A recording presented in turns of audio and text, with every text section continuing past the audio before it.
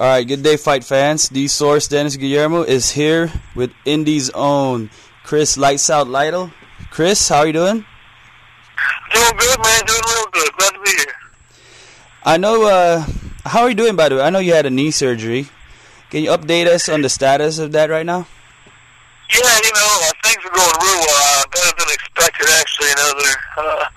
I'm ahead of schedule, recovery. I'm back at the gym a little bit, just trying to, do a little bit of stand-up stuff, kind of just roll real light, not even really live, just go over, hit some moves and stuff like that, and just trying to get everything back into work, to get my knees getting all its flexibility back and just kind of build up some strength around it. And then once I get that taken care of, it'll just be a matter of, getting into shape and everything. So awesome. That's really good to hear. So what's keeping you busy while you're recovering? What's the time frame, do you think, for that to heal as well?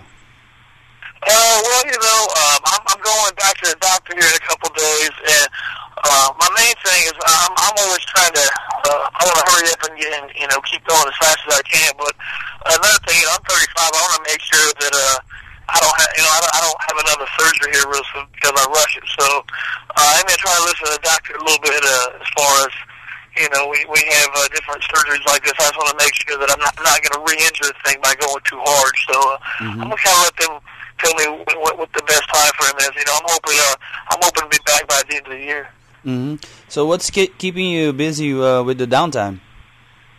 That's the weird thing is, I've never had any downtime. So, I'm doing a lot of stuff with, it's been pretty cool. I'm doing a lot of stuff with the kids and all this and that. But, when they're at school all the day, I don't have much to do. I start reading some weird books and, looking on the internet. I'm getting into all my conspiracy theory stuff, and I'm just feeling weird, man. I gotta get back and be busy and have my mind quit thinking like it does. So. The new season of the Ultimate Fighter show aired last night. Can you share us your thoughts on the show?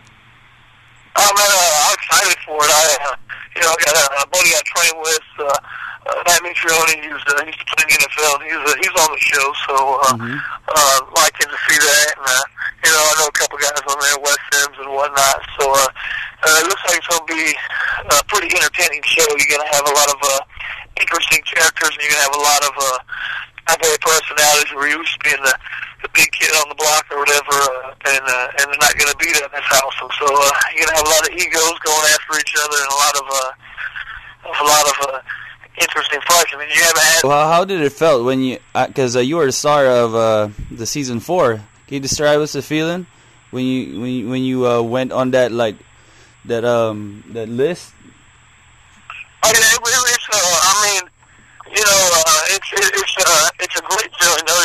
This is a big opportunity for you, and you just hope you can take advantage of it. And it's really, what the importance of it, and you're nervous. You think you don't know how you stack up against everybody. So. With the regulation of MMA in the state of Indiana right now, do you see? Excuse me? Go ahead. What up the regulation? Yeah, with the regulation of MMA in Indiana right now, do you see the UFC or any of the bigger promotions out there coming to Indiana soon? Yeah, I know I've heard some talking from possibly the UFC coming to Indiana, and Indianapolis, it doesn't matter time of them getting the regulation and everything, which we now have, so I'm hopeful maybe 2010. Awesome. UFC might come here. That'd be ideal. So. Yeah, and have you and on the headline. That'd be great. I'm all for it. On a different note, you have a very impressive boxing background. You got a record of 13-1-1. Can you tell me what made you jump into MMA from boxing? You mean what made me switch from basically boxing to just MMA, or what got me into both? Yeah, what drew you from boxing to go into MMA? Well, most people think I was doing boxing first and then MMA. It really wasn't the case. I kind of had some MMA fights, and then I kind of realized that really my kind of one of my weaknesses was my stand-up. So I really started going to a boxing gym, and then I really started, got into it a lot. Started doing sparring, every day, and started having some pro boxing fights, and I really just started doing that a little bit more than the MMA, and I really enjoyed it, and kind of really got me back to the MMA side was, the boxing really helped my MMA game, and I was just kind of right time. That's when, the pace started getting a lot better at MMA than boxing, so I know when I was getting ready to be on the reality show, I knew what a big opportunity that was, and I talked to them, and they were like, I was like, can I continue to box? And they're like, no, I don't really think you're gonna have to just fight when on the UFC contract, and I had to weigh out the options, and I figured that was probably the best thing, just to stick with UFC. So one like I just decided I don't want to box anymore. It's kind of a contract discrepancy, but I went with UFC, and I'm glad I did. So. I mean, we hear a lot of talk about the boxing and the whole MMA rivalry. Since you've been in both, can you describe? I mean, what's more difficult for you? I think most people have to agree that MMA is much more difficult.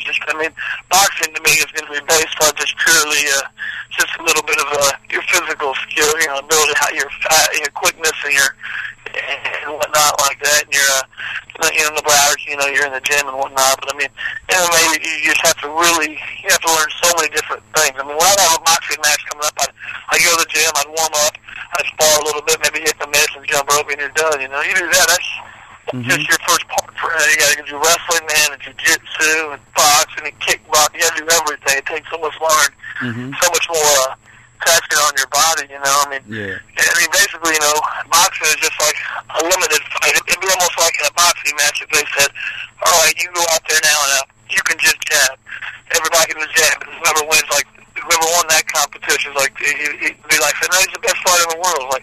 No, he's the best jabber in the world. He took away all these other weapons this guy could use. You take in a real fight, you can't just punch a guy like in boxing. You can kick him, throw him down, wrestle him, whatever. So boxing, MMA is just much more realistic and makes it much more difficult to train for.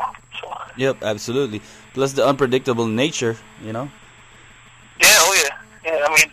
Lots of fights. You got a guy who's in there. He's a dominant fighter, so great, and also he gets triangle choke or he gets knocked out in the last round. That stuff happens. There's so many ways to win or lose. And what can you advise kids here in the area, in the Indianapolis area, or in Indiana in general, that are interested in jumping into MMA? I definitely recommend. But you got to make sure that you find a good place to train where you got reputable, incredible trainers and fighters, and then you got to train there for a long time. There's no rush when you're younger. You don't need to jump in there. You need to have done jiu-jitsu, some stand-up, and some wrestling for several years before you ever have an actual fight. Too many guys go in there and they might have a wrestling background, they might have a karate background or something. They think they're just going to jump in there and fight. You might be able to get by with that in the 90s, but 1990s, but you're not getting by with that anymore. So make sure you're well trained by good people in a good gym. Absolutely. And also, I wanted to get your quick thoughts on UFC 103 this weekend. Who do you think is going to win between Rich Franklin and Vitor Belfort? I'm happy with Rich Franklin on that one. Rich is, always, he's constant. He's going to be, he's a steady, solid fighter at all times. Vitor Belfort, on the other hand, he's so up and down. You just don't know which Vitor Belfort you're going to get. You might get a fantastic phenomenon, and you might get the guy who just freaks out and just doesn't do anything. You just don't know. So when you get the two options like that, I'm going to go with the consistency of Rich Franklin all the time. So.